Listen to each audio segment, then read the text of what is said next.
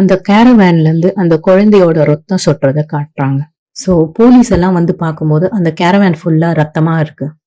இந்த சீன்ல ஹாஸ்பிட்டல்ல காட்டுறாங்க. ஹாஸ்பிட்டல்ல எல்லா போலீஸ் ஆபீசர்ஸும் அந்த இன்வெஸ்டிகேஷன்ல சம்பந்தப்பட்ட எல்லா போலீஸ் ஆபீசர்ஸும் இருக்காங்க. சீஃப் போலீஸோ இல்ல அந்த கேஸோட இன்வெஸ்டிகேஷன் ஆபீசரோ அங்க இருந்து ரொம்ப பதட்டமா ஓடி வராரு. ஓடி வந்து என்ன ஆச்சு அப்படின்னு கேக்குறாரு. அப்ப அவங்க நடந்த விஷயத்த சொல்றாங்க.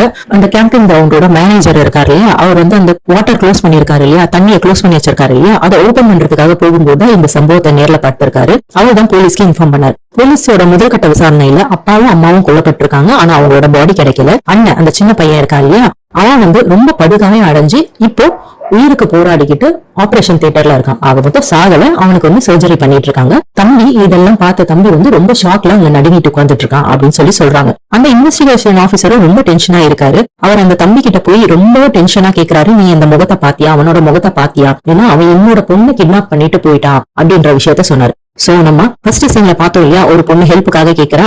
அவ வந்து இந்த ஆபீசரோட பொண்ணா இருக்கணும். அவ வந்து ஒரு பெயிட், அதாவது வந்து தன்னோட விக்டிம்ஸ் பிடிக்கிறதுக்காக அந்த பொண்ணை ஒரு இரையா யூஸ் பண்ணிட்டு இருக்கான் அந்த கில்லர். சோ இவருமே அந்த கில்லரை பிடிச்சே ஆகணும்ன்ற டென்ஷன்ல இருக்காரு. அதனால அந்த பையனை ஃபோர்ஸ் பண்றாரு. ஏற்கனவே ரொம்ப பயந்து போன பையன் அவன் வந்து ஃபர்ஸ்ட் நடுங்கி ரொம்ப சொல்ல மாட்டேன்றான். அதனால மத்த ஆபீசர்ஸ் எல்லாம் அவரை வந்து வலுக்கட்டாயமா பிடிச்சு இழுத்துட்டு போறாரு. அப்ப அந்த பையன் எதையோ பார்த்து இவன் தான் அந்த கொலைகாரன், இவனை நான் நல்லா பார்த்தேன், இவன் தான் அந்த கொலைகாரன் எதையோ காட்டி அழறான். அவங்க எல்லாரும் யார் அந்த கொலைகாரன் போய் பாக்குறாங்க. அந்த சீனை அப்படியே கட் பண்ணிட்டு இப்ப நம்ம ப்ரொஃபஸரோட ஃப்ரெண்ட் இருக்காரு இல்லையா, அவர் பேரு ஹன்சஜன், அவரோட வீட்டை காட்டுறாங்க. அவங்க ஒய்ஃப் பிரெக்னெண்டா இருக்காங்க இல்லையா, அவங்க வந்து டயர்டா இருக்குன்னு படுக்க போனாங்க. அவங்க வந்து நடுராத்திரியில எழுந்துக்கிறாங்க. எழுந்திருச்சு டைம் ஆயிடுச்சோ அப்படின்ற மாதிரி கீழே வந்து பாக்குறாங்க. அப்ப வந்து அந்த ஃப்ரெண்ட் ஆக்சுவலா அவரோட டாக்டர் இஸ் சர்ஜன் இல்லையா, சர்ஜன் நம்ம ஏற்கனவே பார்த்தோம் இல்லையா, அவர் வந்து வீட்டுக்கு வராரு. நான் இப்பதான் சர்ஜரி முடிச்சுட்டு வீட்டுக்கு வரேன் அப்படின்னு சொல்லிட்டு சரி நம்ம ரெண்டு பேரும் ஒரு டீ குடிக்கலாம் அப்படின்னு சொல்லிட்டு ரெண்டு பேரும் டீ குடிச்சிட்டு இருக்கும்போது அங்க போலீஸ் எல்லாம் வருது. போலீஸ் எல்லாம் வந்து உங்க வீட்டை சர்ச் பண்ணணும் அப்படின்னு கேக்குறாங்க. எதுக்குன்னு கேட்டா அப்பதான் அதை ரிவீல் பண்றாங்க. அந்த ஹாஸ்பிட்டல்ல இருந்துன்னு சொன்னோம் இல்லையா, அந்த ஹாஸ்பிட்டல்ல தான் இவர் சர்ஜரி பண்ணிட்டு இருக்காரு. இவர் வந்து நியூரோ சர்ஜன். இவரோட முகம் அங்க டிஸ்பிளே, டிவி டிஸ்பிளேல இருந்ததை பார்த்துதான் அந்த தம்பி, அந்த சின்ன பையன் வந்து இவன் தான் கொலைகாரன் சொல்லிட்டு ஐடென்டிஃபை பண்ணிருக்கான். சோ அதை பேஸ் பண்ணி இவங்க வாரண்ட் வாங்கிட்டு வந்து நீ தான் அந்த ஹெட் ஹண்டர் அப்படின்னு சொல்லிட்டு இவரை கைது பண்றாங்க.